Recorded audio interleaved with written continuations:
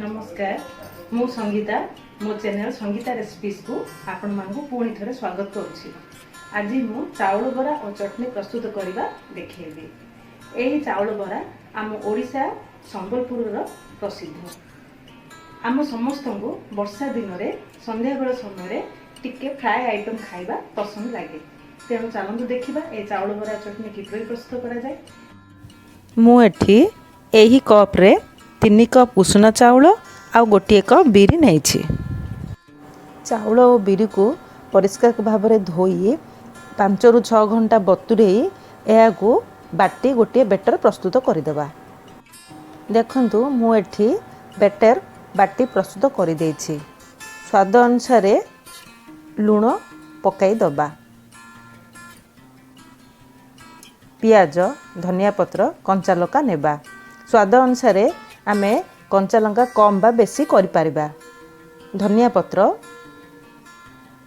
आउ 2टी बड़ पियाज को मु चॉप करी काटी रखिछि। सबु नेई एही मिश्रण प्रस्तुत करदबा। देखंतु बेटर आमर प्रस्तुत हो जाइछि आउ तेल भी गरम हो जाइछि। एथर आमे एई बेटर को छोट छोट पकुड़ी परी तेल रे पकाइबा।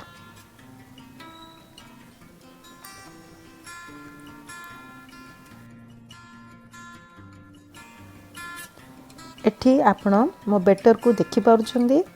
बेटर को एहीपरी टेक्सचर रे रखिबे।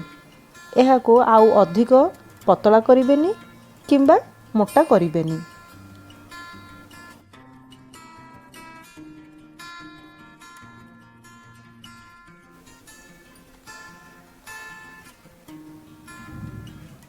एहा को मझरे मझरे टिके घांटू थिबा।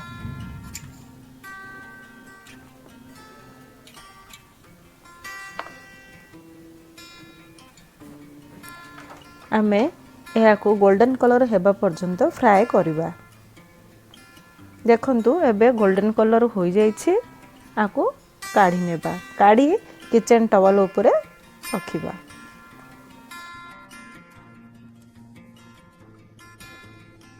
देखंतु हमर पकोड़ी किपरि प्रस्तुत होइछे। वर्तमान आमे चाउल बरा पई चटनी प्रस्तुत करिबा। मु एठी 6टी टमाटो आउ 6 ରୁ 7 कोळ रसुण आ स्वाद अनुसार कंचा लंका नेइछि। पैन रे तेल टिके पकाई एथिरे आमे टमाटो को देई दबा।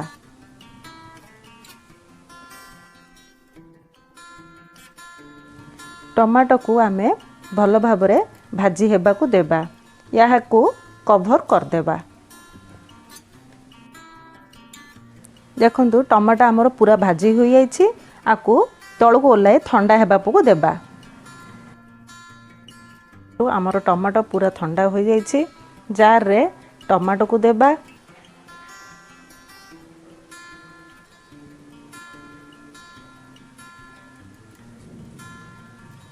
कंचा लंका, रसुण,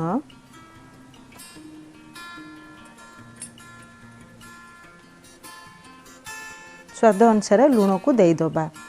सबु देई आमे याकू बाटी चटनी प्रस्तुत करिबा। देखंतु हमर चटनी एबे प्रस्तुत हो जाइछि।